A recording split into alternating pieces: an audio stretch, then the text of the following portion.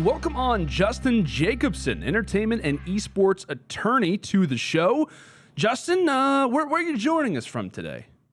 I'm over here in the city of, the New York City, the best Okay. city in the world.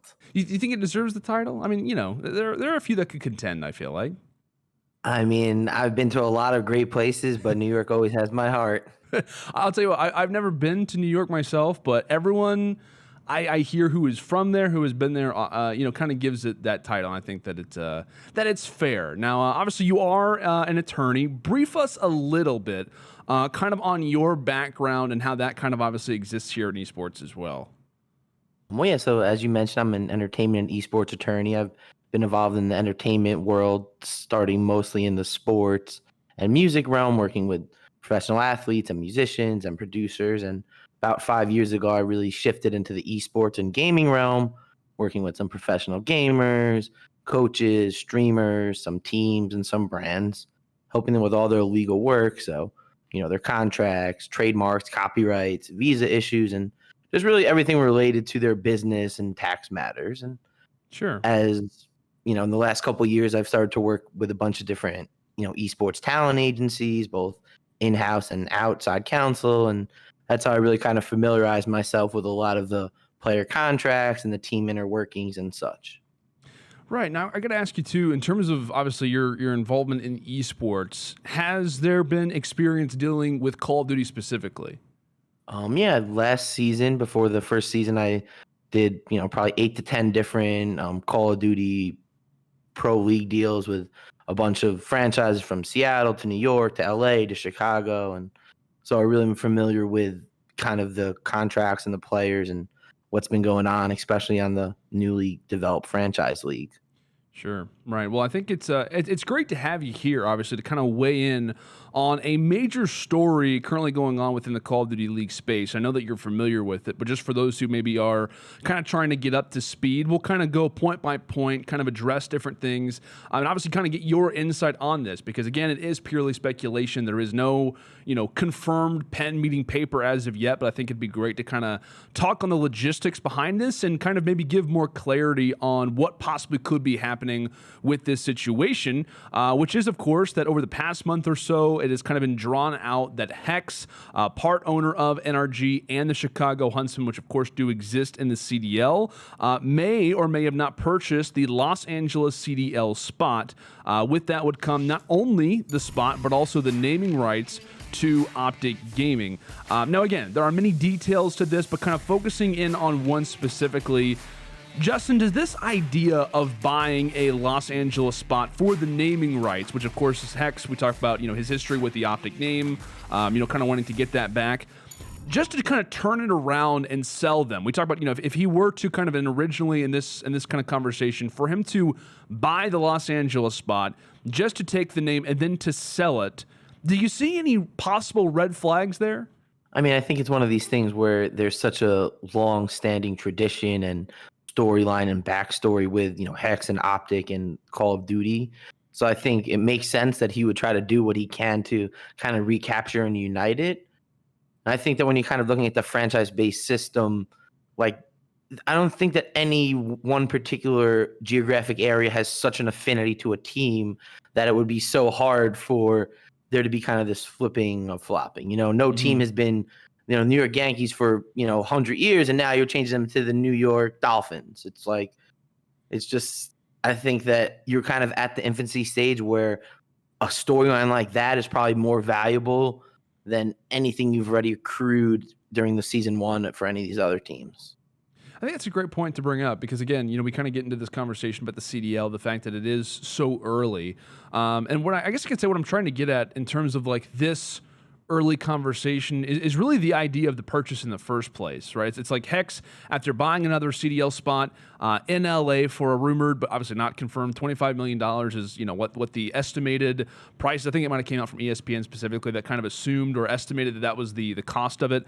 I would imagine before buying the spot would have most likely contacted the CDL to know if those naming rights, in fact, could transfer over to Chicago. How do you believe this process that Hex may have been going through kind of works in regards to naming rights? How he kind of contacts the CDL? How would that process kind of go if he wants to take the Optic name and transfer that to Chicago? Well, yeah, I mean, I think in addition to, exploring if he can even transfer the names, he probably also explored if someone was willing to buy his other spot. Just to kind of, because as we alluded to off camera, you can't really own two spots in the same league. It kind of creates a conflict of interest. So I think that the way that a lot of these franchise leagues work is the game publisher, who's also the league operator, really has control over roster moves and team moves and naming rights and who has rights to anything. So I don't think a deal could even happen without their approval. So I think ultimately he probably had these discussions beforehand to make sure that he spent money on legal and time on negotiation and all of these kind of moving parts. So I don't think he would do that unless he knew that this was something that could actually happen.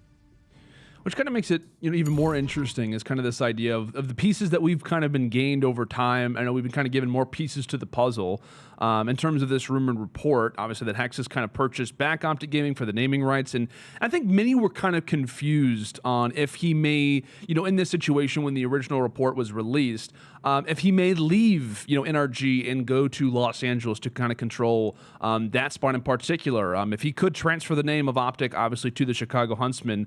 And in a more recent rumor from Esports Talk, which we'll kind of be talking about more, and according to a reliable source, at least from one of their sources, it says that the CDL isn't allowing for the franchise names to change, meaning that Huntsmen must remain in Chicago, Optic must remain in LA. And I know you kind of talked about it with the Yankees already, and in terms of many sports teams, many sports franchises have obviously changed their franchise names progressively. The Lakers weren't always called the Lakers, right? The name obviously originates from Minnesota. I think there's like 20 lakes in LA, so that really doesn't make a lot of sense. But how difficult do you think it would be to change both of these franchise names? Is it more of a CDL position, not wanting to kind of change things up, wanting to kind of keep everything the same? Or do you think it's because of the possible difficulties that could come from obviously rebranding two teams totally? I think ultimately, the way all these situations are structured is, an entity that, Heck and maybe other people that are involved in the team own. So the entity is who owns the actual rights to the slot. So in theory, if there is another entity that maybe wants to buy the Chicago slot, it might give them the opportunity, okay, well, the Chicago Huntsmen will stay as is, the name, the branding, everything will be as is, and we can just continue to operate this LA slot. Because ultimately, it's really just like assigning your rights to the name. If you have secured these rights, subject to whatever league approval might need, you can really assign to them as you wish. In regards to, because I think you're bringing up some really good points, like in terms of like year 2 of the CDL, do you think at this point the earliness of this has something to do with it? Do you think that maybe the possible entity change of what they're trying to come up with, do you think that maybe has something to do with the CDL wanting to hold back this rumored transfer and this rumored denial?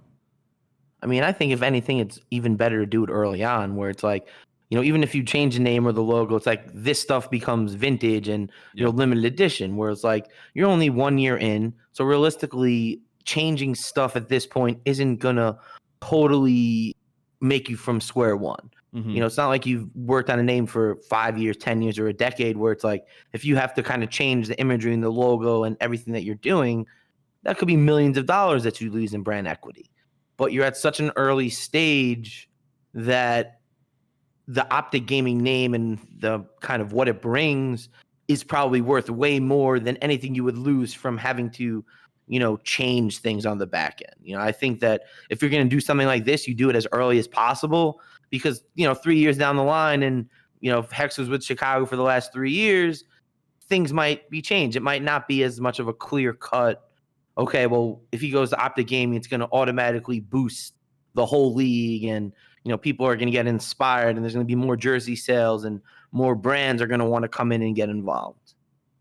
I think that's a great point to kind of hit on now as well, in regards to it being year 1, and rather kind of transferring into year 2, and kind of given the process that we're in potentially, right now. How easy do you think it is? And again, I shouldn't say maybe how easy it is, but how likely do you think it is that we do see the Chicago Huntsmen sell their spot? Because I think that it was an estimate that came out from somebody recently, and I wish I had the report on hand, but it was like how one of the only esports franchises in the CDL, I think there was like one or two, the rumor essentially was that they nearly broke even. And again, we talk about esports, how franchises are looking to break even in terms of kind of future years. How easy do you think that it could be for the Chicago Huntsmen just to say, hey, all right, we're transferring to LA, at least in terms of Hex, NRG, we are transferring. How easy do you believe that it could be that they would sell that Chicago Huntsman spot? And do you also think that maybe the Huntsman name could be liable to change given how early the CDL is right now?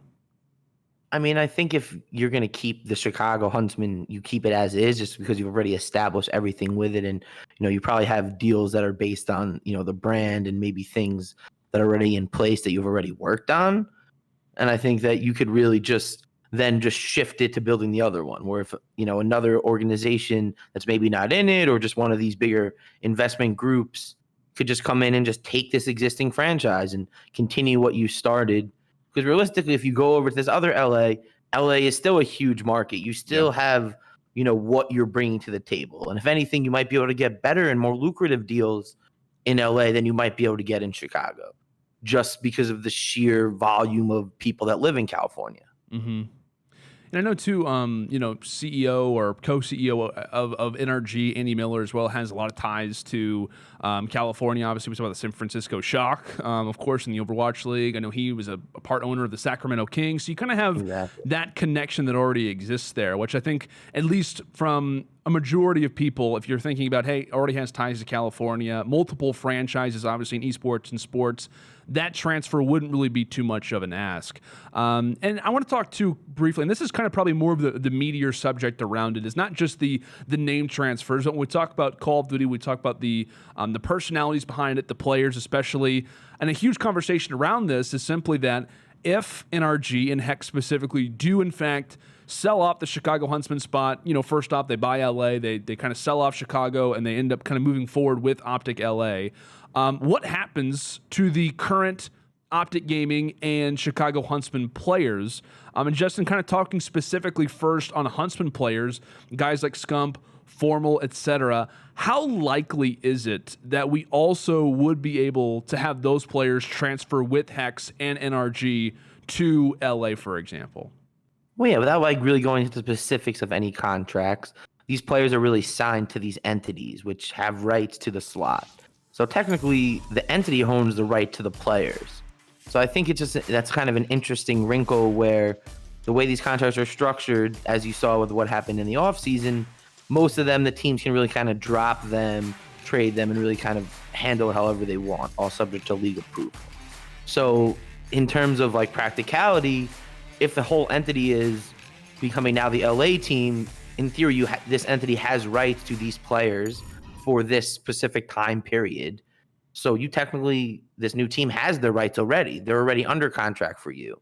And I'm sure most contracts have these clauses that we can assign this to another entity that we own, and really kind of lets the team, which is what owns the company, do these things where it's like, okay, we can transfer all our assets to this new Optic Gaming LA, which includes the rights to the players. So in theory, the players can come along right with them, or depending on how the players' contract are structured, because some of the bigger ones might have no trade clauses or geographic restrictions, but most of them don't. So the players are really kind of subject to the team's whim. So if they want to bring them over, they can. If they want to bring over some and drop some, they probably can. So I think it really kind of puts a lot more of the power in the team to decide who is still going to be part of their team. Now, in terms of your experience with professional sports, or I should say just in general with regular sports athletes, how do these CDL contracts, do they differ in major ways in comparison to what you've experienced with sports related contracts in terms of these entities? Well, I mean, I think that, with NFL and NBA, they're these standard collective bargaining agreements, so they're pretty fairly standard. But as I was noticing, negotiating a bunch of these different teams, there were a lot of similarities between what was going on. I think the league might have had some kind of approval or hand in the drafting process, but realistically, the kind of the player restrictions, no trades, and when they can waive you were pretty similar. It just really all kind of comes to negotiation power. if you're a superstar player, you might make it okay. Like, I'm in North America, you can't trade me to Europe, or you can't trade me to, an Asian team, especially if you say you're in the Overwatch League that, there's these Shanghai teams and you have Korea and, Yeah. you could be on the Boston team and they could trade you to Korea and, that might not be exactly what you're intending to do or want to do. So there are these similar restrictions the same way, a baseball player can say, okay, you can't trade me to these 5 teams, or you can only trade me to these 5 teams. So there's definitely some similarities in that. Right. And two, and I may be getting a little bit off track with this, and I know that you mentioned it earlier as well in terms of, an owner essentially, and I don't know all the exact, phrasing in regards to this handbook, but I know that, in terms of ownership, you cannot have ownership of 2 CDL franchises at the same time. I'm sure there is a lot of, very specific wording that gets kind of involved in that. But do you think that there could be any issues when we talk about the transfer of having essentially one LA team and one Chicago team, at least in the interim period? Because if you are owning the Chicago spot and you are wanting to transfer those players to LA, how exactly does that get done without infringing upon this idea that, one person essentially cannot own 2 franchises at once? How would that transfer of, essentially moving Chicago players to one spot while moving LA players to Chicago, for example, if there was to be a direct swap, how do you get 2 franchises involved in the midst of, like I said, this conversation of only being able to control one entity at once? Well, yeah, I mean, this is all really speculation because it's, quite a novel thing, but I think it all really kind of comes down to how things are structured and how you want to proceed. So if you're the league, you're probably not going to approve the sale of the new slot until the other one is as a buyer in hand or a letter of intent. So I don't think that Hex will actually have rights to 2 spots at the same time. I think ultimately these things might not get approval from the league, which, without kind of looking at the rules, most things, especially, a high level of selling a slot, probably needs their approval. They're probably just not going to approve it until they have a buyer for it, so that you're not in this kind of stage where it's like, okay, well, maybe I only want to send 2 guys to LA and I'll leave the other 3 with Chicago, where you're kind of you're not in that position anymore because you don't own both teams. You only own one team.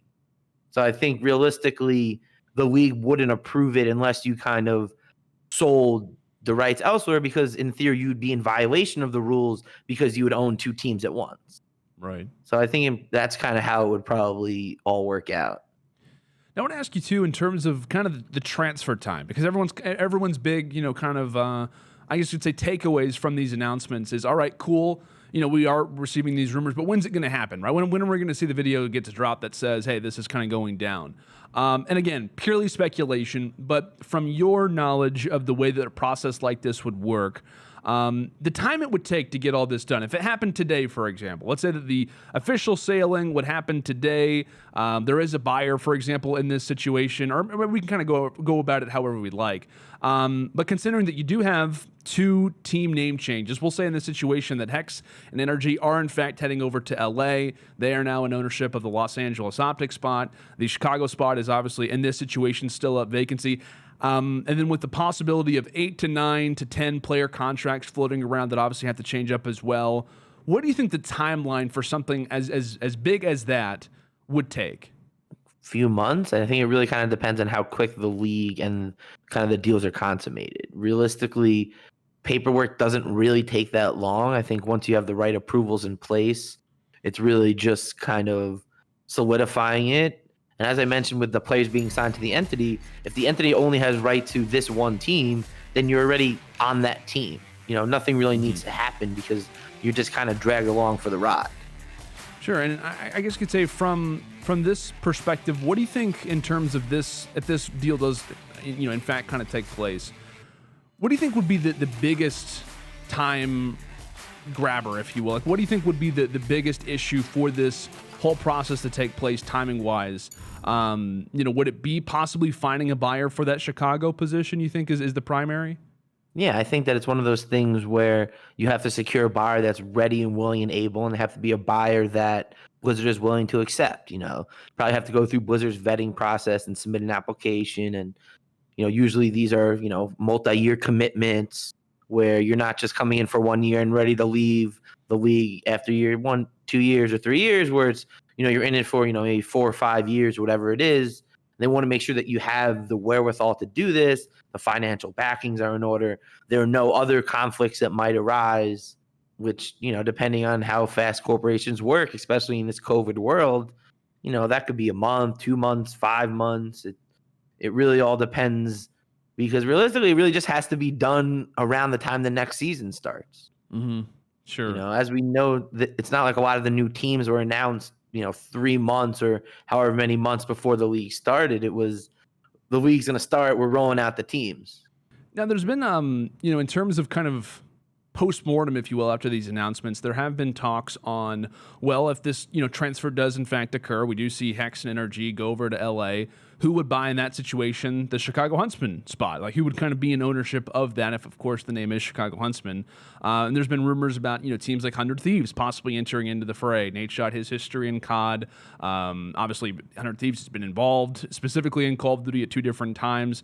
His history of obviously being a professional player, being such a massive kind of figurehead in the Call of Duty space. There was also a rumor, well, not a rumor necessarily, but Wasn't kind of a... Dan Gilbert involved with 100 Thieves and Mm-hmm. Cleveland and Chicago? It's a Midwest kind of connection. Yep. Absolutely. There's definitely like some inner workings there. And then I know United, I think, had kind of put out a little bit of a tweet yesterday, kind of giving the exact coordinates of Chicago as well. And when we talk about not necessarily these two teams specifically, but just a roster in specific, an organization in specific who is interested in getting a CDL spot, I guess you could say, what is that vetting process like? What is that process of trying to apply for the CDL, specifically for this position? What exactly goes into something of that nature?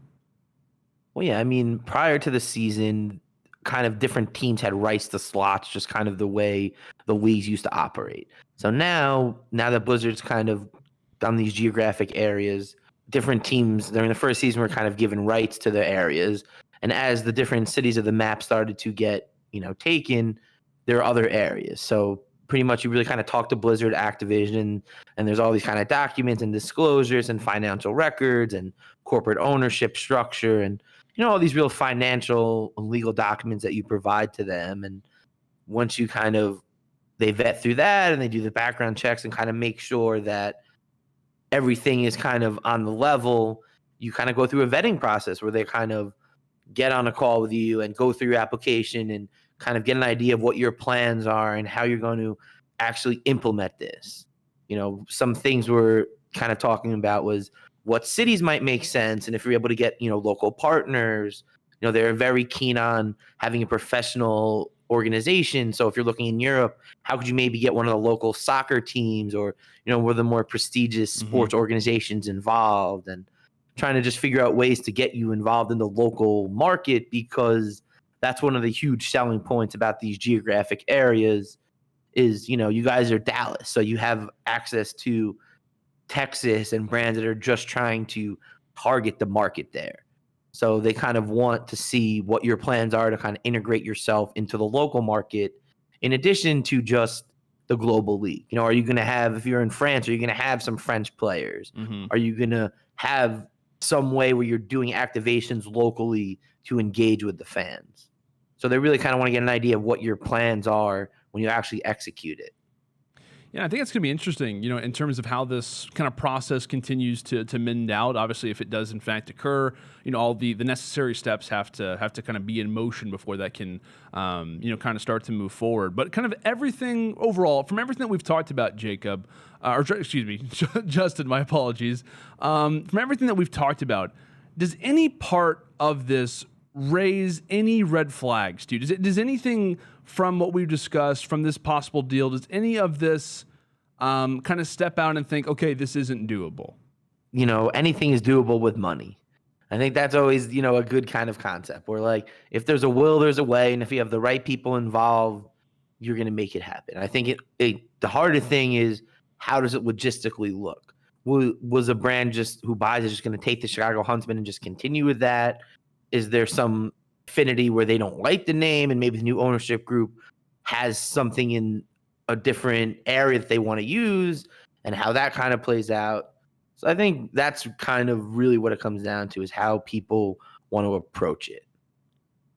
Well, that is Justin Jacobson, entertainment and esports attorney. Justin, thank you so much for taking the time to talk with us today. You gave us some really great insight on what possibly could be a major deal moving into year 2. So thank you for joining the show today. Thank you for having me. And, everyone make sure to check me out on Twitter, JustinJESQ. If you have any questions or anything, my DMs are open.